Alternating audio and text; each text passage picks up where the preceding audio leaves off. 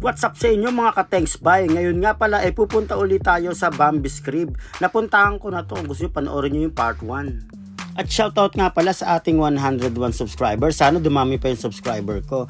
At eto na, waiting na kami sa iba naming mga kasama. Eto na, dumating na sila yung dalawang hinihintay namin. At paalis na kami na ito. At ganito nga pala ang sitwasyon sa expressway. At nag-stop over nga kami dito sa Botongs. Masarap daw kasi ang rito, sisig. At kahit nga gutom na kami, hindi muna kami kumain. Sabi ko kasi bibidyohan ko muna for the vlog purposes only. At ito yung mga handa naming chichirya at alak. Ayan lang iinumin namin. Mukhang bitin nga sa akin yung alak na yan eh. At habang kami nga ay kumakain, nag-timelapse muna ako dyan. Konti nga lang pala yung kinain ko dyan dahil tamang diet lang din ako. Alam mo, masama ako. Sabi niya, tingnan mo. Tandem yan, dalawang yun. Ayun na. Ganun ba siya kanina? Pagtagal ko pa sabi niya, Sige na! tingnan mo yung kamay niya.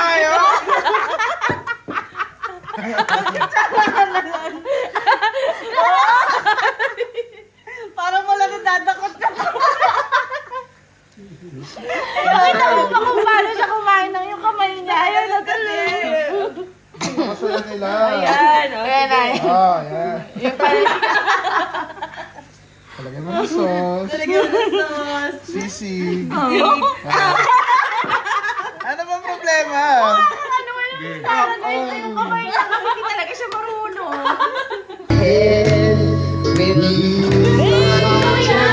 Hindi ko kabisado. Hey, sometimes I cry so wise. You are my heart and my soul, my inspiration, just like the old love songs do. Ito naabutan yan eh. Without you, Ang song race. there would be no love in my life. Okay yung ilaw niya. The world that would be. At lumipat nga kami niyan. Tingin ko kasi mas maganda mag-inom dun sa may tabing swimming pool. At alam nyo ba na pag first time kong tagay, naiiyak ako kapag tinatagayan ako, mga ka-thanks bye. At nilipat na rin namin yung speaker para dito kami makapagkantahan sa tabing swimming pool. Di na ako sanay na wala ka. Mahirap ang mag-isa. Ayaw nila pala iis. Maluka! Sa gabi na. Tanda talaga magulang! Para shout out kay Tito Del Mars. Tito Delmar. Tito Mario.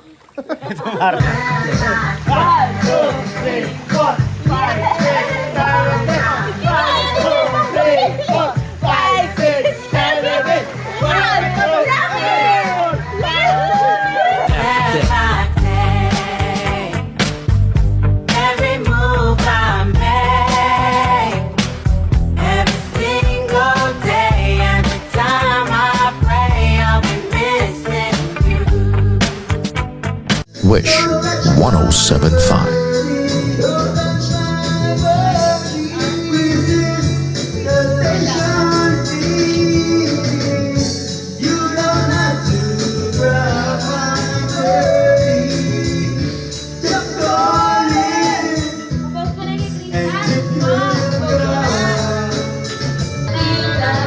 Oh my God! Wow! Kahit ano pilitin, wag mo lang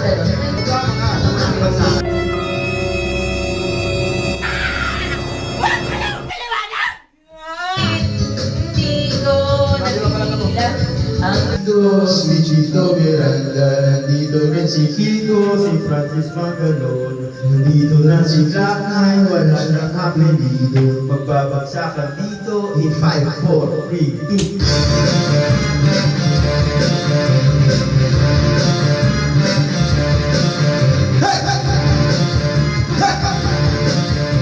Si Jess ka lang na trabaho! Nandito na si Chito Miranda, nandito na si Kiko, si Francis Magalon. Nandito rin si Jack, wala siyang apelido. Magbabagsakan dito, mauna si Chito. Di ko alam, sama-sama